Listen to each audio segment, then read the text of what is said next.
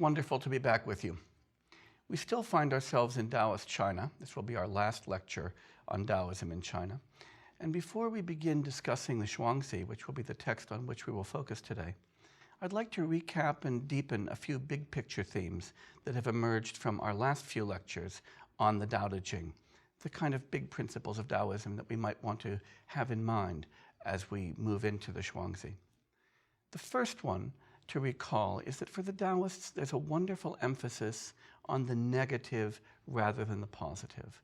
When a Taoist looks at a landscape, she doesn't see the mountains, she sees the valleys. When she looks at a photograph, she looks first at the background, then the foreground. And when we think about what it is to attain the kind of life that we would like to lead, an ideal, deepest, most meaningful life, we don't think in terms of acquiring more and more possessions, more and more friends, more and more knowledge, more and more cultivation or polish. Rather, for the Taoists, moral cultivation, personal cultivation, the cultivation of happiness is an essentially negative process, a stripping away of attachments, a stripping away of even knowledge and conceptualization, a stripping away of the refinements of society, a stripping away of everything that stands between us and nature, so that we come to something rougher, as we saw in the metaphors in the Tao Te Ching, to pick up the uncarved block or the undyed cloth, to find the beauty and to find the naturalness in a kind of primordial state, as opposed to a highly refined state. A second theme that we examined was an examination of language, an interrogation of language, because language, and with it conceptual thought, becomes so much a part of our way of taking up with the world that we take language and we take our concepts for granted. We take them for granted in a very deep way as somehow revealing, or at least matching up with, reality as it is in itself. And so we tend to forget that our language is conventional, it's arbitrary. The signs that we make up for our own uses, due to our own desires and our own interests. They're not imposed upon us from without by the fundamental nature of reality. And inasmuch as our concepts, the ways that we think about things, including the way we think about our life itself and our relationship to the rest of the world, depend so much upon language that our concepts themselves are products of convention, products of our interests, not somehow taken up from reality itself. Because of this, the Taoists emphasize that language and concepts aren't fixed. They're conventional, they're variable. They reflect more about us than they do about anything beyond us. Now, we have to be careful here. Some people might be tempted to interpret this as meaning that the Taoists urge that we give up language, that we give up conceptual thought. But nothing could be further from the truth. Remember, for instance, that the Tao Te Ching itself is a text. It's a text full of language. It's a text that mobilizes concepts. It's a text that involves reasoning. And it itself is a Tao, because as we saw, the word Tao can mean way or fundamental nature of things, but it can also mean a discourse or a text. So when we embrace the Tao, we're also embracing discourse. We're also embracing concepts, but we're embracing those concepts not as somehow fixed, not as given, not as the only concepts we could possibly mobilize, but rather with the appreciation that they are the tools that we create to take up with reality. If we understand them in that way, just as tools, as variable, as non-constant, as that first chapter of the Tao Te Ching emphasizes, the Tao that can be spoken isn't a constant Tao. If we understand them that way, then they don't get in the way. So Taoism is again about stripping away the superimposition of a kind of rigidity and permanence to our concepts and our thought. Now, a consequence of this critique of language that we haven't said much about, and that's going to be important to focus on in the text we address today, is that for Taoists, the conventionality of language and the recognition that language and concepts aren't fixed in this way leads to a kind of suspicion about logic and reason. Because after all, what is logic? Logic is the science of the relation between concepts or between sentences, the science of what follows from what. And what is reason?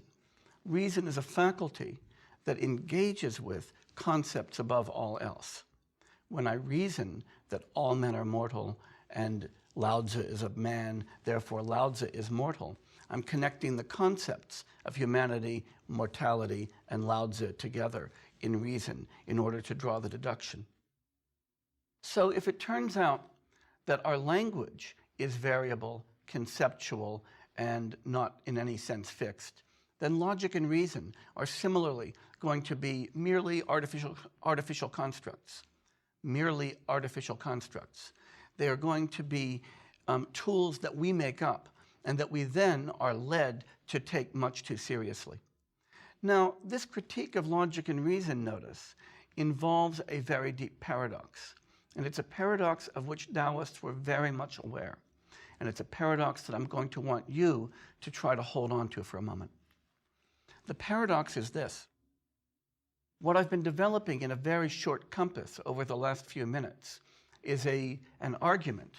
And it's an argument that we should be suspicious of the probative character of logic. We should be suspicious of the perfection of reason, the idea that logic and reason always lead us in the right direction, so that we might want to put logic and reason aside sometimes. And for the Taoists, that means putting them aside in favor of spontaneous engagement, as you can imagine, or aesthetic sensibility, or intuition, or even passion. But how have I convinced you of that? To the degree that I have, of course. Well, I've convinced you through an argument. That is, I've convinced you using reason. And that, of course, is a paradox at the core of Taoism. Taoism is urging a kind of suspicion of logic and reason, and urging that you should be suspicious of it for good reasons, as the conclusion of a logical argument. And so Taoism has a kind of deep reflexivity to it. It applies to itself as well as anything else. This idea of stripping away, of leaving behind, applies to the Tao, applies to the discourse, applies to the Taoist texts, the Taoist reasoning themselves, as much as anything else.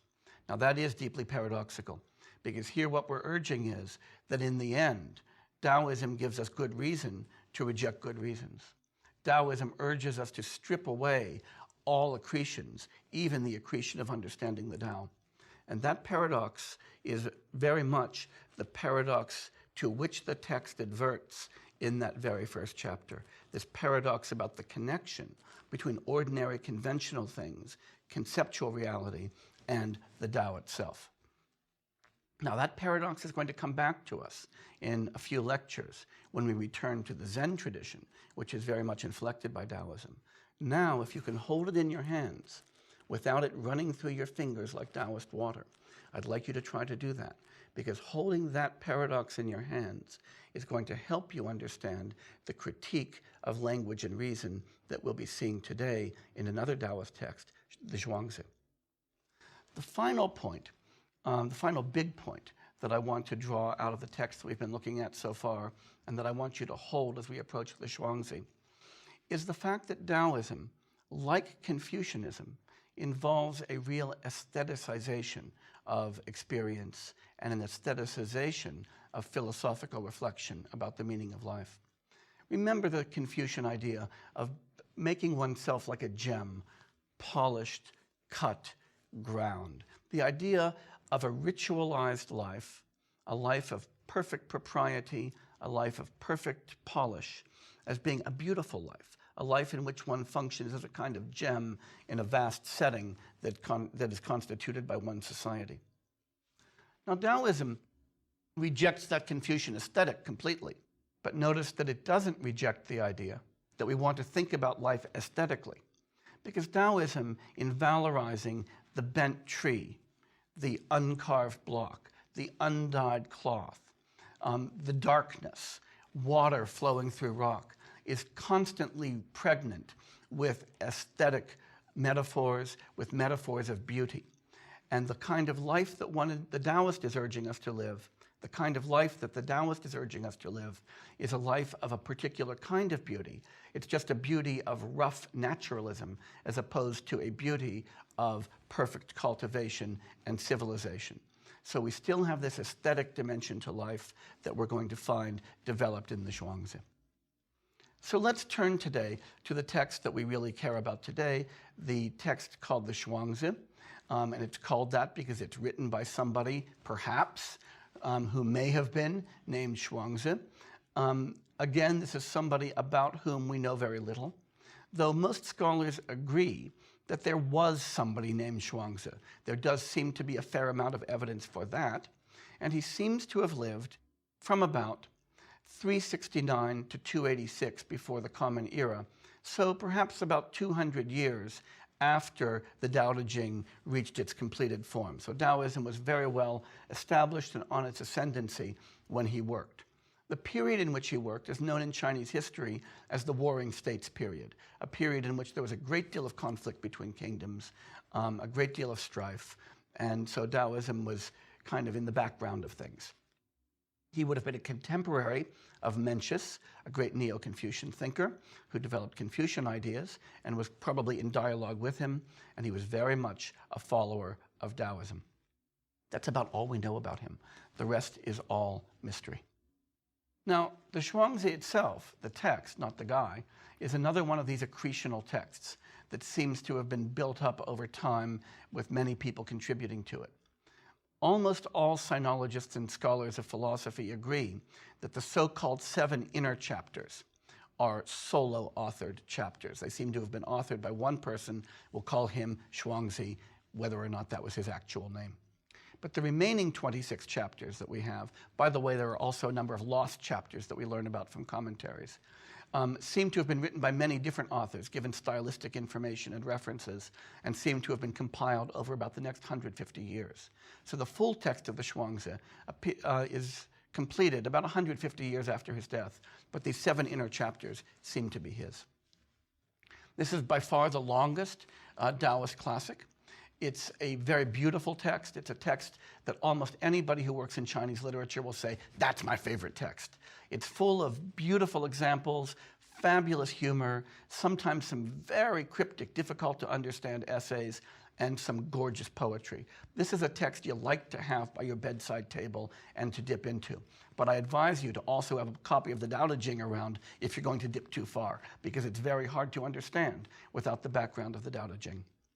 Zhuangzi emphasizes a few of the themes that we've come to expect in a Taoist writer. He emphasizes the importance of spontaneity in life as opposed to cultivation. He will really develop a suspicion of logic, and we'll see his arguments against the possibility of using reason to ground our lives. He likes to ridicule the Confucians, and there's a lot of really nice humor about Confucianism in this, and especially their emphasis on ritual and propriety and the rigidity of human relationships. In general, he's kind of a fun guy to read. So I'm going to begin by telling you a common anecdote about Zhuangzi. Whether it was true or not, I can't say, but it's common in all of his biographies, and there's a wonderful quotation about his reply. The idea is this. Zhuangzi, who was apparently a fairly prominent philosophical figure, was offered a great political post of a small kingdom. He was offered the post of prime minister. And the post of prime minister was not only prestigious and powerful, but it also carried with it a very large monetary stipend, a really good salary. And Zhuangzi was notorious, we hear in all of his biographies, for being penniless, for being very poor, for just doing his philosophy and living in a kind of remote hut. So he gets offered a palace, he gets offered a whole lot of money, and he gets offered a lot of power in virtue of the respect accorded to him. So now what I want to do is to read to you what in the Zhuangzi it says was his reply. 1,000 measures of gold is a substantial profit, and prime ministership is an exalted position indeed. But haven't you ever heard of the ox offered in the official sacrifice? He is generously fed for years and dressed in the finest embroidered fabrics, so that he may one day be led into the great temple for slaughter. When that day comes, Though he may wish that he was just a little orphan piglet instead, it is too late. So scam you, don't defile me. I'd rather enjoy myself wallowing in the filth than let myself be controlled by some head of state. I'd rather remain without official position to the end of my days, enjoying myself whichever way I wish. So this illustrates something about Zhuangzi and his approach to life. He didn't want the ritual. He didn't want the power. In particular, he did not want a rigidly controlled life. He wanted to be able to lead a life of complete spontaneity. But now let's turn to one of the most famous passages from chapter 2, one of the inner chapters of the Zhuangzi, something written by Zhuangzi himself, whoever he was. This is a very famous passage. You've probably heard it in some form before, but let's read it together for a moment. Once, Zhuangzi dreamed he was a butterfly, fluttering about joyfully, just as a butterfly would. He followed his whims exactly, as he liked, and he knew nothing about Zhuangzi. Suddenly he awoke, and there he was, the startled Zhuangzi in the flesh. He did not know whether Zhuangzi had been dreaming he was a butterfly, or a butterfly was now dreaming it was Zhuangzi. Surely, Zhuangzi and a butterfly count as two distinct entities. Such is what we call the transformation of one thing into another. Let me repeat that last piece. He did not know whether Zhuangzi had been dreaming he was a butterfly, or a butterfly was now dreaming it was Zhuangzi. Surely, Zhuangzi and a butterfly count as two distinct entities. Such is what we call the transformation of one thing into another. What's this beautiful little story about? Well, for one thing, it sets up a very deep conundrum. Zhuangzi awakes from this dream. Now, is he indeed awake, realizing he dreamed he was a butterfly, or is a butterfly gone to sleep and now dreaming that it's a Chinese philosopher? How would you go about settling that? Notice that any evidence you chose from the world around you would beg the question, because it's all dream evidence if you're really a butterfly. On the other hand, any evidence the butterfly might have adduced for its reality would beg the same question, because all of that evidence is merely in the dream of Zhuangzi. So Zhuangzi's point here, it's a very deep and subtle point, is that reason can't possibly settle this question. No arguments we could provide could settle it. There are equal reasons on both sides. So here we have a very nice story that's developing this Taoist critique of reason. There's another nice point. What hangs on it? What's the difference here? And so another deep point is nothing hangs on it at all. We can lead our lives as Chinese philosophers or as American individuals, or we could lead our lives as butterflies, just so we flit about as a butterfly would, or flit about as a Chinese philosopher would. That's all that counts. Whatever reality we're in, to behave spontaneously in it, and thinking about and determining and coming to a conclusion about the fundamental nature of reality just doesn't matter all that much. It's beside the point. It's just mobilizing more concepts instead of acting. And finally, we might say this story illustrates the Taoist point that distinctions, butterflies, human beings, reality, and a dream, is in a deep sense just conventional. It's just a projection. There's a sense in which, and this I think is another very important part of the moral of this story, that we live in a dream world all of the time. You don't live in a world in which you have direct contact with reality. Look out of your window and see a tree. What are you actually seeing? You're seeing your own perception of the tree. The tree itself isn't somehow getting into your mind. Talk to one of your friends. Are you actually listening to your friend? No. You're listening to the sound that their voice makes. You're listening to the sound as it's processed by your ear and your brain. So the world that we live in is already a dream world. And that's also a deep point that this text is making, that to the degree that we think that the experience that we have puts us in direct contact with reality, we're not paying attention to the fact that it's our experience. Now, Zhuangzi emphasizes three really important Taoist themes in his work. The first is one of harmony with the universe, and that's one that we've seen developed in the Tao Te Ching itself, and then we've also seen developed in Stoic philosophy. Second, a kind of embrace of impermanence. And third, this big critique of Confucian ritualism. A fourth theme that he develops is a real emphasis on the appreciation of scale, of trying to appreciate the relationship between human scale and cosmic scale. The first of these ideas, so this appreciation of kind of spontaneity and spontaneous engagement, we're going to see in a very famous story of Cook Ding. The last we'll see in yet another story. Let's look at the Cook Ding story, which is another very famous passage. This comes from chapter 3 of the inner chapters. The cook was carving up an ox for King Hui of Liang. Wherever his hand smacked it, wherever his shoulder leaned into it, wherever his foot braced it, wherever his knee pressed it, the thwacking tones of flesh falling from bone would echo. The knife would whiz through with its resonant thwing, each stroke ringing out a perfect note. The king said, "Ah, it is wonderful that skill can reach to such heights." The cook put down his knife and said, "What I love is the Tao, something that advances beyond mere skill.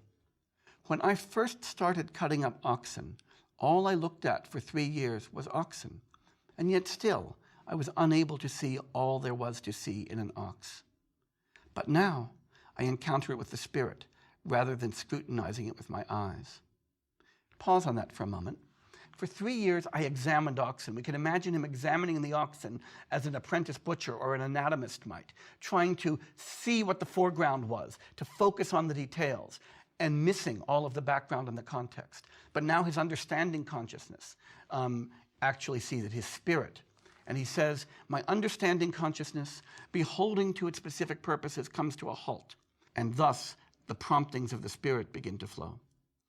I depend on heaven's unwrought perforations and strike the larger gaps, following along the larger hollows. I go by how they already are, playing them as they lay, so my knife has never had to cut through the knotted nodes where the warp hits the weave, much less the gnarled joints of bone. A good cook changes his blade once a year. He slices. An ordinary cook changes his blade once a month. He hacks. I have been using the same blade for 19 years, cutting up thousands of oxen, and yet it is still as sharp as the day it came off the whetstone." So here we have the idea that if we act spontaneously and not with calculation, as a virtuoso cook, just as a virtuoso life, as a virtuoso cook, then everything is easy. Everything is simple because we follow the natural joints of things. We cleave nature at its joints as we move through it without effort and with a certain kind of grace and beauty. The cook continues, "For the joints have spaces within them, and the very edge of the blade has no thickness at all. When what has no thickness enters into an empty space, it is vast and open, with more than enough room for the play of the blade." Remember that line from the Tao Te Ching? Between heaven and earth, howl like a bellows.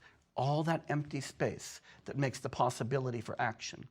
Here we have that same metaphor. All that empty space in the joints of the ox, making room for the cutting.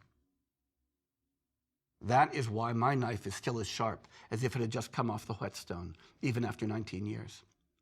Nonetheless, whenever I come to a clustered tangle, realizing that it is difficult to do anything about it, I instead restrain myself as if terrified until my seeing comes to a complete halt. My activity slows, and the blade moves ever so slightly. Then all at once, I find the ox already dismembered at my feet, like clumps of soil scattered on the ground. Then I wipe off the blade and put it away. Remember in the Tao Te Ching, never do too much. Know when you're finished. So this story emphasizes a number of important points. This priority of spontaneous, non-conceptual engagement with reality. The insight that this spontaneous engagement emerges from cultivation, right? From a cultivation of skill, from the development of virtuosity. But it's a cultivation that really involves the peeling away of a certain kind of conceptual perception, not the addition of more knowledge. So this really integrates these Taoist and Confucian insights, the insights that there has to be cultivation, but the insight that that cultivation is negative. It's a wonderful story. I want to tell you another story now, also from the inner chapters. This is the story about the death of Zhuangzi's wife. It's a very surprising story. When Zhuangzi's wife died, Huizi came to console him. As for Zhuangzi, he was squatting with his knees out, drumming on a pot and singing. That's surprising, isn't it? When you've lived with someone, said Huizi, and brought up children, and grown old together, to refuse to bewail her death would be bad enough. Notice, for instance, this is a kind of Confucian point. There are certain mourning rituals, funereal rituals, and Zhuangzi is ignoring those completely. That's bad enough. But to drum on a pot and sing, could there be anything more shameful? And we could imagine that. I mean, if my spouse died and my friends came to comfort me and they found me sitting in my garden, singing, playing music, maybe doing a little dance, they might think I had lost my mind, or at least that I didn't love her as much as it appeared that I did. But Zhuangzi replies, not so. When she first died, do you suppose that I was able not to feel the loss? I peered back into her beginnings. There was a time before there was a life. Not only was there no life, there was a time before there was a shape. Not only was there no shape, there was a time before there was energy. Mingled together in the amorphous, something altered and there was energy. By alteration in the energy, there was shape. By alteration in the shape, there was life. Now, once more altered, she has gone over to death. This is to be companion to spring and autumn, summer and winter, in the procession of the four seasons. When someone is about to lie down and sleep in the greatest of the mansions, I, with my sobbing, knew no better than to bewail her. The thought came to me that I was being uncomprehending towards destiny, so I stopped. This is kind of lovely. If you think about Marcus Aurelius and his approach to death, or if we think about Lucretius, we begin to see echoes here. Sure, Zhuangzi's immediate reaction was to mourn, but then thinking about that parallel between the infinite period after life, the infinite period before life, and the fact that death is an inevitable part of life, that's what it is to be born. If we want somebody to exist, we want them to die, because existence in life without death isn't even a coherent possibility. So I stopped. And this is a wonderful emphasis on the power of this kind of Taoist insight to lead to serenity. He was able to stop because of this insight into the nature of impermanence. But also note, of course, there's a response to Confucian ritualism here, because the Confucian rituals are something taken for granted in China, and Zhuangzi is pointing out that those are absolutely pointless. We also have this wonderful emphasis on scale, how small a life is in the history of the universe, and how little reason there is to be so attached to one life. And then, of course, the embrace of impermanence. Not just noticing impermanence, but embracing impermanence and the fact that we are small moments in the history of the cosmos. So I'd like to close with a wonderful dialogue where we get a further critique of Confucius. We won't have time to say very much about it, but it's going to give a nice sense of the ways in which the Taoists ridicule the Confucian view. So, this dialogue occurs at a point where Confucius was very old, and the story is that he came to find Lao Tzu. So this is a kind of made-up story about Confucius trying to find Lao Tzu. And he's telling Lao Tzu, I kept looking for the Tao, and I couldn't find it, right? Confucius comes looking like a bumbling fool. Lao Tzu says, where did you seek it? Confucius replies, I sought it in measures and numbers, and in 5 years I did not find it. Notice, he's trying to find meaning of life in measures and numbers, that is, words, concepts, rituals, prescriptions. And Lao Tzu replies, names are tools for public use. One should not have too strong preferences between them. Remember that idea, they're not constant. Goodwill, that is Ren, and duty, that is Li, these Confucian ideals, are the grass huts of the former kings. They're just temporary things. You may put up in them for a night, but do not settle in them for too long. And the longer you are noticed in them, the more will be demanded of you. That is, if you emphasize these things too much and fossilize them, they're going to become prisons rather than useful way stations, useful moments in cultivation. The utmost men of old borrowed right of way through the benevolent, lodged for a night in the dutiful, to roam in the emptiness. There's all that space again, where one rambles without a destination. Eat in the fields of the casual and the simple. Stand in the orchards where one can keep all the fruit. To ramble without a destination is Wu Wei. That is spontaneous action. Don't be thinking about the purpose. Don't be thinking about the result. Don't be thinking about the rules, the prescriptions, or the rituals. Just act spontaneously. To be casual and simple is to be easily nurtured. To keep all the fruit is to let nothing out from oneself. So here we have this tremendous attack on Confucian formalism through the method of this kind of dialogue of ridicule. And this emphasis that Li and Ren, that is, propriety and humanity, are useful, but you have to think of them as way stations, not as things to fossilize. Way stations as you cultivate yourself. And there's a powerful emphasis on Wu Wei, not the Confucian idea of Wu Wei, but the Taoist idea of Wu Wei, a Wu Wei of nature, not one of cultivation, and that we nurture through taking what life offers. So here, we're going to come to the end of our discussion of Taoism. I'm hoping that you'll join me next time when we make a transition, remaining in Asia, but returning for a moment to India in order to develop an understanding of the Buddhist tradition, a tradition that we'll see is critical of the Hindu tradition every bit as much as the Taoist tradition is critical of the Confucian tradition, but is then going to move into China, fuse with Taoism with surprising and beautiful results. I look forward to seeing you in the next lecture.